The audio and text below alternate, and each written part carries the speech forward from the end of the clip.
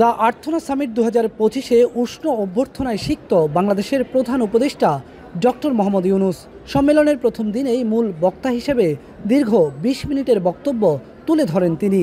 জলবায়ু সহ বৈশ্বিক নানা সংকটের কথা বলেন অধ্যাপক মোহাম্মদ ইউনূস। প্রধান উপদেষ্টা তার বক্তব্যে একটি সহনশীল, সমৃদ্ধ এবং টেকসই ভবিষ্যতের স্বপ্নের কথা উল্লেখ করেন। বলেন, বহুপাক্ষিকতা হুমকির মুখে, জলবায়ু পরিবর্তন দ্রুততর হচ্ছে, ভূ রাজনৈতিক উত্তেজনা বাড়ছে এবং মানবিক সংকট গভীরতর হচ্ছে।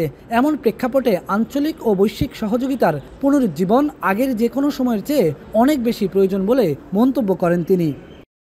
সামিটে বক্তব্য দেওয়া ছাড়াও কাতারের আমির শেখ তামিমের মায়ের সাথে বৈঠক করেন প্রধান উপদেষ্টা। সম্মেলনের সাইডলাইনে বৈঠক হয় কাতার সরকারের ঊর্ধ্বতন ব্যক্তিদের সাথে। প্রধান উপদেষ্টার প্রেস সচিব জানান, কাতারের এলএনজি সেক্টরে আওয়ামী লীগ সরকারের রেখে যাওয়া আরও $37 মিলিয়ন ঋণ বকেয়া আছে। 2-1 দিনের মধ্যে এই টাকাও পরিশোধ করবে অন্তর্বর্তী সরকার। কাতার গ্যাসের থেকে আমরা প্রচুর এলএনজি কিনতাম, দেখা যাচ্ছে প্রতি দশার কয়েকশো মিলিয়ন ডলার ওই টাকাটা ওনাদেরকে পে করেন না। মানে এটা পে না করার কারণে আমাদের সরকারের উপরে এটা রেসপন্সিবিলিটি এসে ঘাড়ে পড়ে যে এটা আমাদেরকে পে করতে হবে। তো আমরা মোটামুটি সবই পে করে দিয়েছি, খালি $37 মিলিয়ন মতো আছে। আমরা আশা করছি আগামী 2-1 দিনের মধ্যে এটা পে অফ হয়ে যাবে, কিছু থাকবে না, জিরোতে এসে থাকবে। তিনি জানান, বাংলাদেশ থেকে স্থায়ীভাবে সৈনিক নেবে কাতার। প্রথম ধাপে এই সংখ্যা 725 জন, পর্যায়ক্রমে তা আরও বাড়তে থাকবে। তারা এখানে বিভিন্ন কাতারে যেগুলো সিকিউরিটির যে কাজ সেগুলো করবে এটা, এবং কাতার ডিফেন্স মিনিস্ট্রি তাদেরকে এমপ্লয় করবে।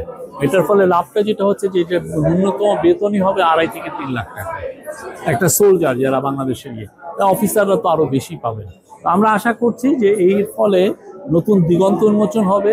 প্রেস সচিব জানান, বর্তমানে বাংলাদেশে কাতারের যে ভিজিট ভিসা বন্ধ রয়েছে তার জট খুলে দেওয়াই প্রধান উপদেষ্টার এই সফরের অন্যতম লক্ষ্য। বাংলাদেশ কাতারের মধ্যে বিনিয়োগ ও বাণিজ্যিক সম্পর্ক আরও সুদৃঢ় করার আশা প্রকাশ করেন তিনি। ভিসা সংক্রান্ত যে জটিলতা সেটাকে কিভাবে নিরসন করা যায়, আমরা সেইটা নিরসনের কাজগুলো করছি। আমরা আশা করছি যে বাংলাদেশ আর কাতারের সাথে পারস্পরিক সম্পর্ক সুদৃঢ় করার ক্ষেত্রে এই মিটিংটা খুব কাজে দেবে। সামিটে প্রধান উপদেষ্টা তার বক্তব্যে অন্তর্ভুক্তিমূলক ব্যবস্থা, ঐতিহ্য, ন্যায় বিচার, মর্যাদা এবং সুযোগের ভিত্তিতে একটি ভবিষ্যৎ একত্রে গড়ে তোলার আহ্বান জানান বিশ্ব নেতাদের। পাশাপাশি সামাজিক এবং ক্ষুদ্র ঋণের ভূমিকা প্রান্তিক জনগণের জন্য টেকসই উন্নয়ন ও অর্থনৈতিক সুযোগ সৃষ্টিতে সহায়ক বলেও মন্তব্য করেন তিনি। দ্য আর্থনা সামিট 2025-এ যোগ দিয়ে বৈশ্বিক জলবায়ু সংকট সহ নানা ইস্যুতে প্রধান উপদেষ্টা কথা বললেও অনেকটা অনানুষ্ঠানিকভাবে উঠে এসেছে বাংলাদেশ কাতারের দ্বিপাক্ষিক বিষয়গুলো। সম্মেলনের সাইডলাইনে অনেক কর্তা ব্যক্তির সঙ্গে বৈঠক করে ব্যস্ত সময় পার করছেন প্রধান উপদেষ্টা।